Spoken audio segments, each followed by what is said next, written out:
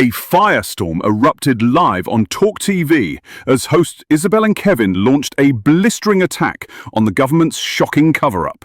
They relentlessly grilled officials over the deliberate suppression of crucial crime data involving asylum seekers, exposing a policy designed to hide uncomfortable truths from the public. The tensions soared as they questioned the very motives behind these secretive actions, accusing authorities of creating a powder keg situation. Then came the hammer blow, a damning revelation about police tactics at migrant protests, leaving viewers stunned by the sheer scale of the alleged deception. Watch the clip. If you enjoyed the content, don't forget to subscribe. For you, it's just the press of a button, but for us, it's a significant step towards our goal of reaching 1,000 subscribers. Your support makes a real difference.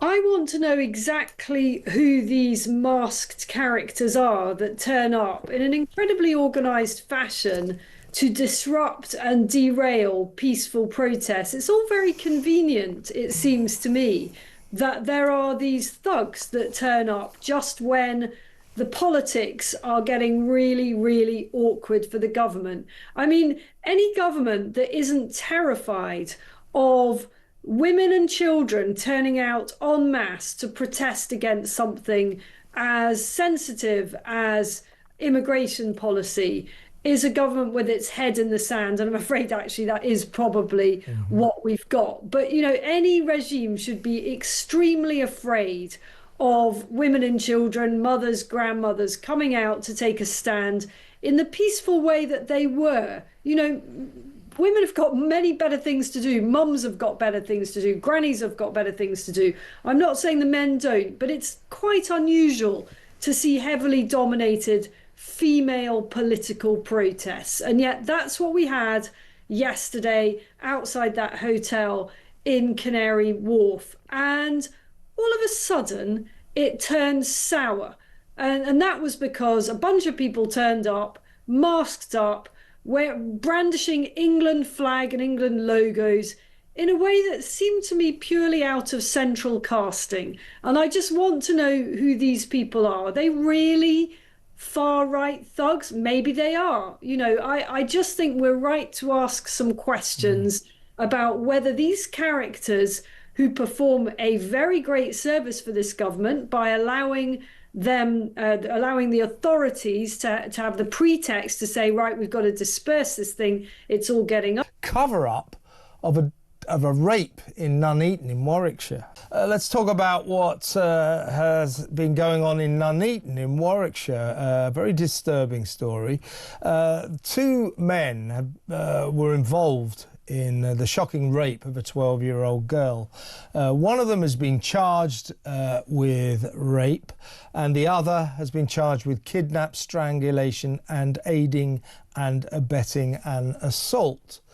Now, this was released, you know, as is the normal process by the police. Two men have been charged with this shocking rape, blah, blah, blah.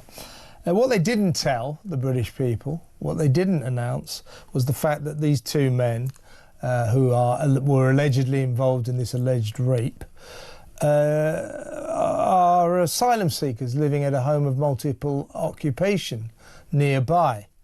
Now, the Warwickshire police admitted that they kept this secret because they didn't want to inflame community tensions, but they say that not revealing the ethnicity of suspects in rape cases is national policy.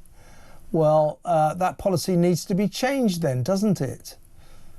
Well, I've been saying for several months now that I think it is absolutely the duty of the government to publish crime data, breaking it down by immigration status. I mean, it just seems to me completely extraordinary that this isn't done as a matter of routine. And I know how difficult it is to get this kind of data because I've tried through freedom of information requests, and what you get is a kind of jumble of responses from different police forces that do or don't bother recording relevant information. I mean, generally, all that they record is whether somebody who's accused of, whether crimes that have been reported, if I can put it that way, or accused, those accused of crimes are UK or foreign nationals. And I'm afraid just knowing that somebody is a foreign national doesn't tell us enough, really. What we need to know is, when did they come to this country? Are they refugees, given refugee status, or are they asylum seekers, i.e. most likely in an asylum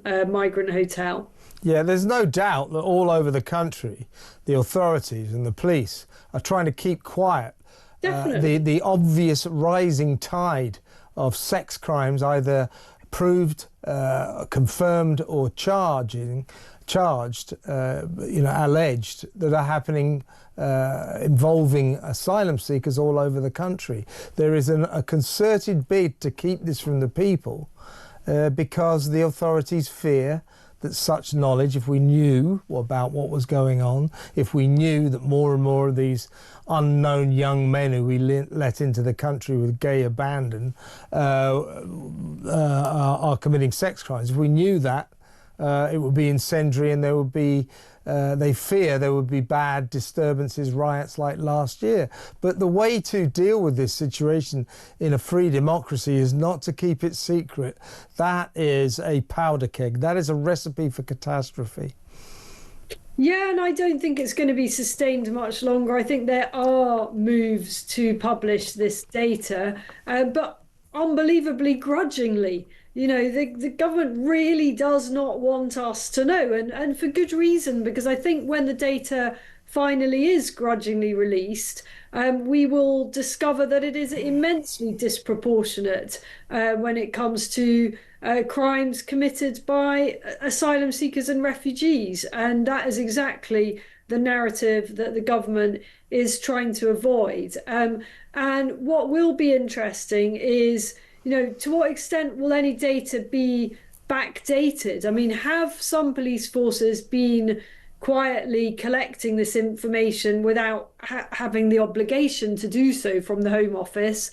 Or is it the case that up until when they're ordered to do it, we simply don't have the data, which would be a huge oversight, I think, a very deliberate one.